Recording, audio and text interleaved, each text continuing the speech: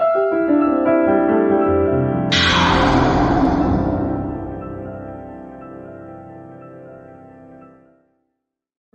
বন্ধুরা, মৌমানি রান্নাঘরে তোমাদেরকে স্বাগত আর অনেক অনেক ভালোবাসা। তো আজকে করব বাসন্তী পোলাও। তো দেখো, এখানে গোবিন্দভোগ চাল নিয়ে নিয়েছি, আর কাজু কিশমিশ নিয়েছি, আর এখানে ঘিও নিয়ে নিয়েছি। তো এবার এগুলোকে মেখে নিব আমি। এখানে পরিমাণ মতো হলুদের গুঁড়ো দিয়েছি, লবণ দিয়েছি, আর হচ্ছে কাজু কিশমিশটাও দিয়েছি। আর এখানে আমি সামান্য আদাটা গ্রেট করে দিব। তোমরা চাইলে জিরের গুঁড়ো, ধনের গুঁড়ো দিয়ে করতে পারো, তা আমি দিব না। এভাবে করলে এভাবে করলে গোবিন্দভোগের চাল মানে বাসন্তী পোলাওয়ের যে সেন্টটা, সেটা কিন্তু থাকবে। আর যদি জিরের গুঁড়ো, ধনে গুঁড়ো দিয়ে করো, তাহলে কিন্তু মশলারই গন্ধটা আসবে। তো এবার আমি খুব ভালো করে হাত দিয়ে মেখে নিব। ঘিটাও দিয়ে দিচ্ছি পরিমাপ মতন, বেশি ঘি দেওয়ার দরকার নেই। তো আমি এখানে 50 গ্রাম মতন দিলাম, পরে আমি আবার দিব।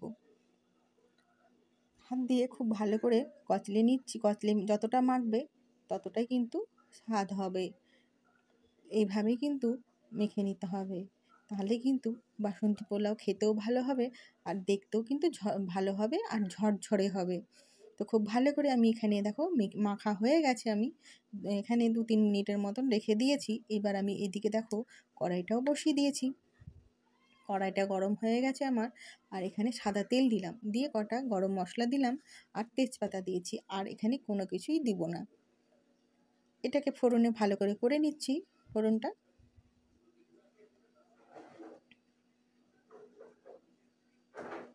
কিন্তু খুব ভালো করে করা হয়ে গেছে আমার। এবার আমি গোবিন্দভোগ চালটা কড়াইয়ে দিয়ে নিলাম।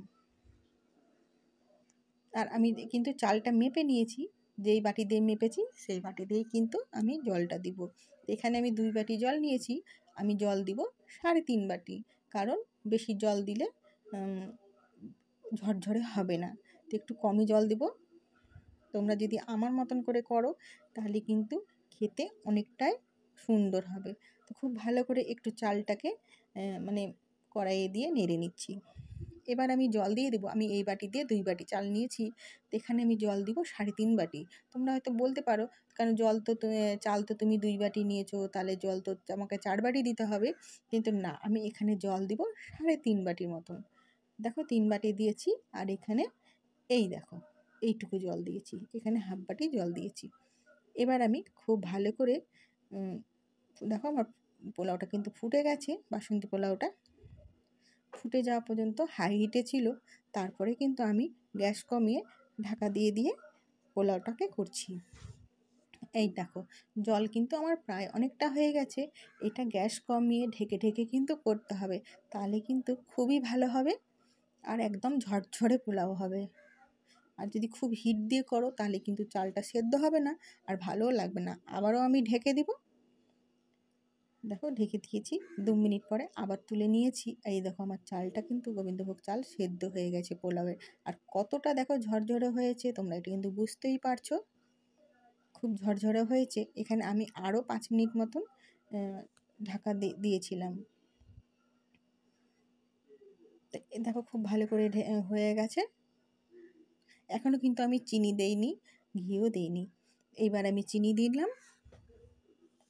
এখানে আমি আরও কিছুটা পরিমাণে ঘি দিব, মানে যতটা চিনি লাগবে ততটা দিয়েছি। আর আরও 4 থেকে 5 চামচ মতন ঘি দিয়ে নিয়েছি, তাহলে কিন্তু খুব ভালো টেস্ট হবে। এখানে এই যে চিনি আর ঘিটা দিয়ে আবারও 5-10 মিনিটের জন্য ঢেকে দিব, তাহলে কিন্তু আমার চিনিটা গলে যাবে, আর চিনিটা থেকে কিন্তু জল ছাড়বে না। তো দেখো এবার চিনিটা কিন্তু প্রায় অনেকটা গলে এসেছে। এবার আমি খুব ভালো করে এটা মিশিয়ে নিচ্ছি।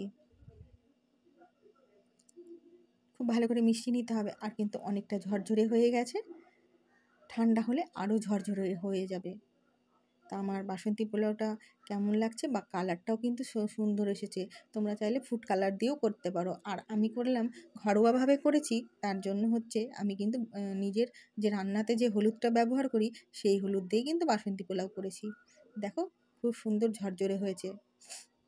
এখানে নিরামিষের দিনে পনির বা তোমরা মাটন, চিকেন দিয়েও খেতে পারো। তো আমার পোলাও একদম রেডি হয়ে এসেছে। দেখো ঢেকে দিয়েছি, কিছুক্ষণ পরে দেখো এখান থেকে কিছুটা খাওয়াও হয়েছে। তো ভিডিওটা যদি তোমাদের ভালো লেগে থাকে অবশ্যই লাইক, কমেন্ট, শেয়ার করো, সাবস্ক্রাইব করতে ভুলবে না। তোমরা সবাই ভালো থাকবে, সুস্থ থাকবে, সাবধানে থাকবে। দেখা হবে পরের একটা ভিডিওতে। ততক্ষণের জন্য আসি।